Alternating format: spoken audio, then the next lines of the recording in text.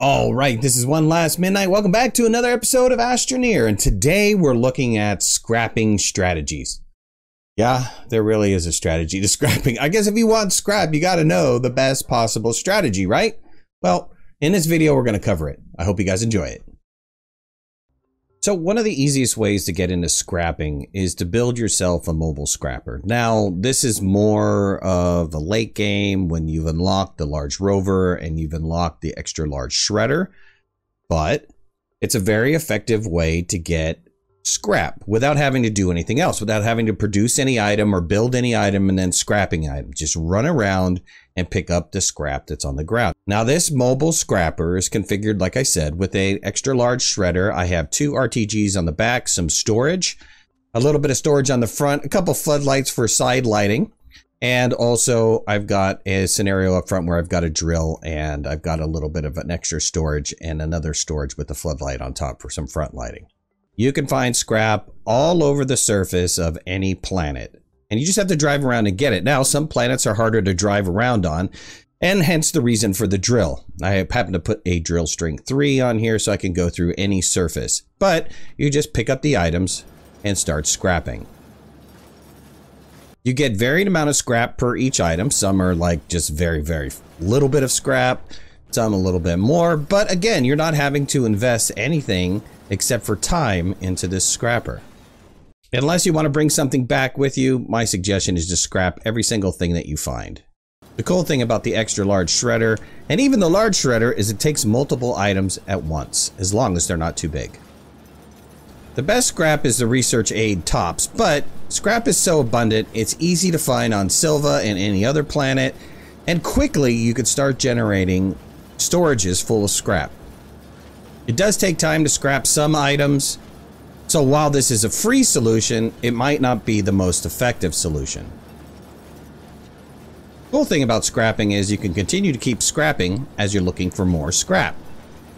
But very quickly, in less than 10 minutes, I produced 2 pallets of scrap, 16 pieces of scrap.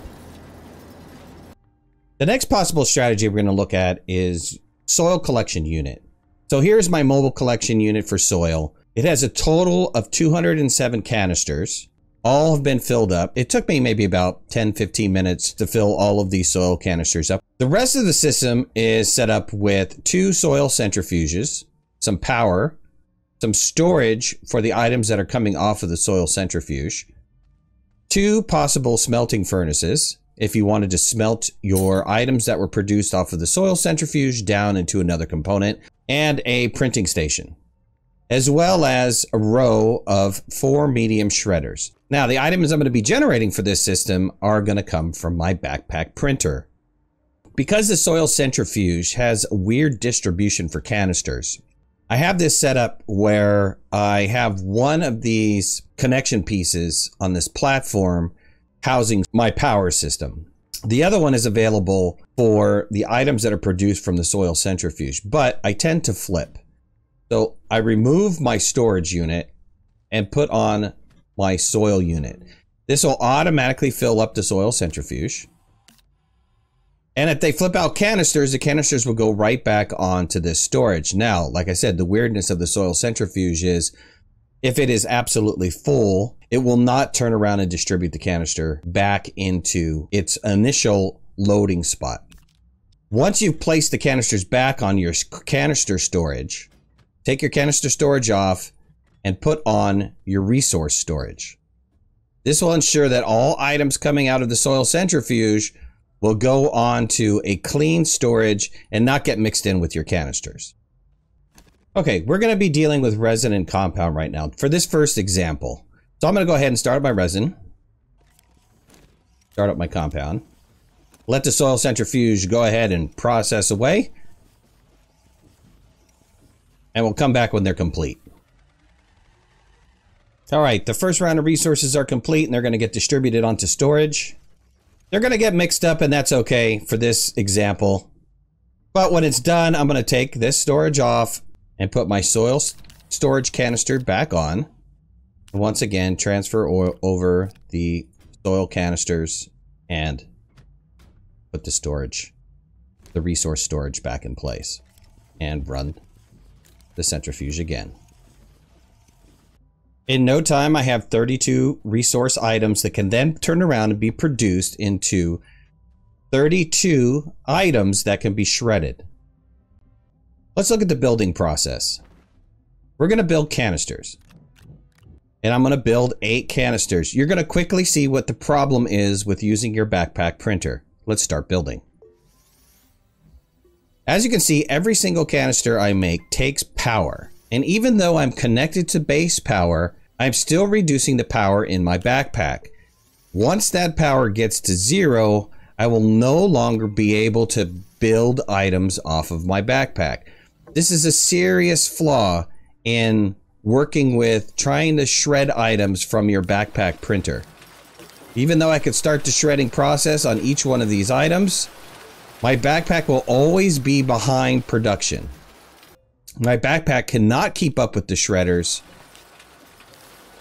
And this is not really an effective way to create scrap. It doesn't matter if I'm making canisters or small generators. The problem is the same. The backpack power. Regardless, if you wanted to do this process, it is an effective way to generate scrap. I've already produced a couple pieces of scrap by doing this. So for those 32 items that I generated, I received 8 scrap, which is equivalent to 8 canisters, 2 canisters per pallet. Let's look at some numbers.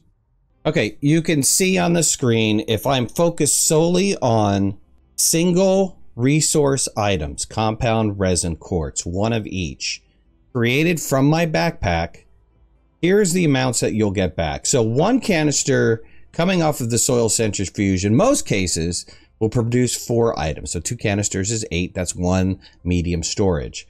The only item that won't give you 4 is quartz, and you only get 2 items from that, half of it. Each one of the items that can be produced, tether bundles, oxygen filters, canisters, beacons, small generator, small printer, will produce a quarter of a scrap item. So for each canister, with the exception of the beacon, you're getting 1 full scrap.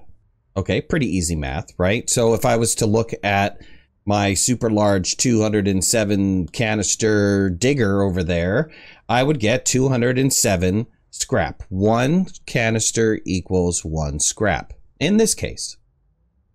So there's a second scenario that you can do with backpack printed items. We looked at one single resource without processing it.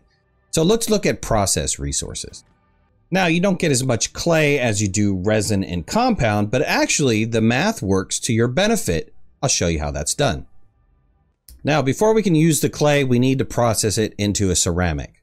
So let's go ahead and do that. That's where the smelting station comes into play. Of course, we have to turn on each one of the smelters, but then from that point on out, they will auto draw. We'll come back when all the ceramic has been created. My ceramic is almost totally complete. And with the ceramic, what we're going to do is we're actually going to create the drill mod 1.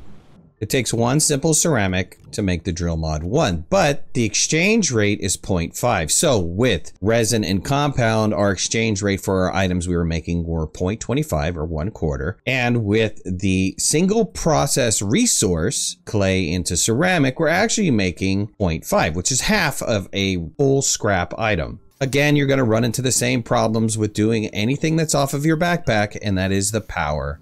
So for the same amount of soil, you can see I produce almost double the amount of scrap using the single resource refined solution. Let's look at the numbers. So if you had to choose between glass or ceramic, obviously the clear winner in this chart is ceramic. You can see that for my 207 soil canisters, I'm actually getting 310 pieces of scrap. Whereas the small oxygen tank and the small wind turbine are going to produce exactly the same amount as the single process resource resin or compound into canisters and or small printers. The problem with the single smelted resource item is that it takes more time. In the case of drill mod 1, you're giving a bigger bang for your buck. It's clearly not worth the time if you're converting it over to small oxygen tanks or small wind turbine. You're actually taking twice the amount of time that you would normally take if you were just processing that single resource item into canisters or small printers.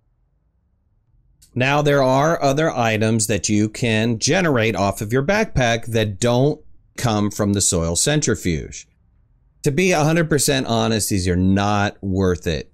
Converting zinc into some mod is only going to give you the same amount as it would as a drill mod 1. So you're better off just going and doing ceramic instead of going down into the cave and drilling up zinc only to process it to get the same exact exchange rate. The only big winner in this is lithium.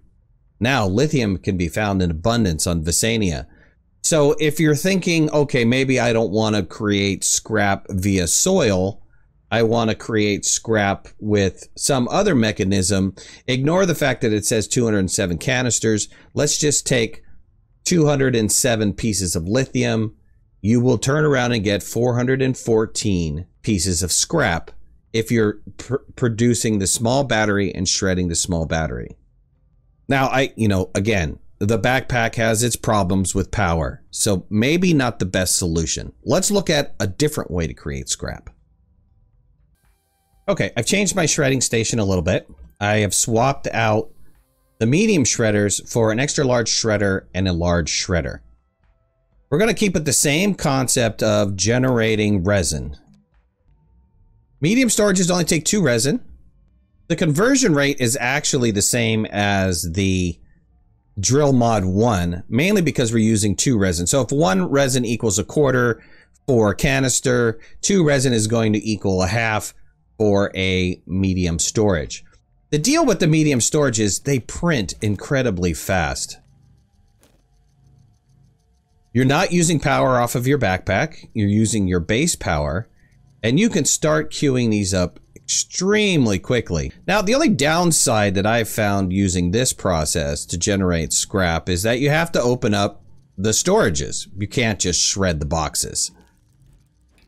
You then take your medium storages and you process them into the shredders.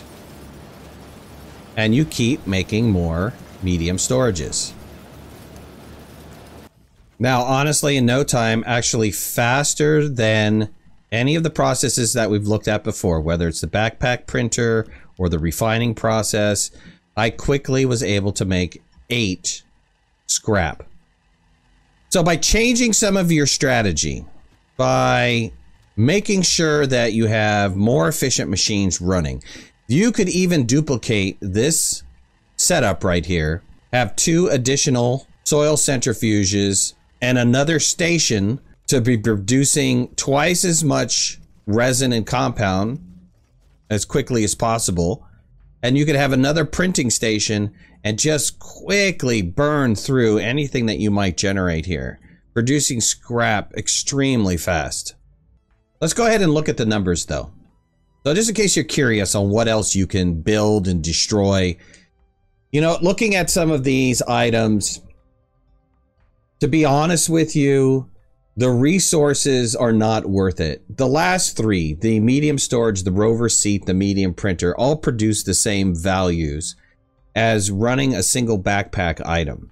So if I was creating canisters, I would make exactly the same amount of scrap, but I'm doing less work. It's taking less time to produce that scrap. So this, to me, personally, is the fastest way to generate scrap. Now, you could go ahead and destroy base building pieces, but again, the amount of time that it takes to print, the amount of time that it takes to shred is greater, and you might not be getting as much scrap, maybe 0.5 more. I don't know that it's worth it. All right, so that was my video on scrapping strategies. I hope you guys enjoyed it. If you did, hit that like button. If you're not a subscriber, please subscribe. We've got a great community of people here. And if you want to follow me on any of my social media, you can find the links in the description below. We'll talk to you again soon. Thanks a lot. Bye-bye.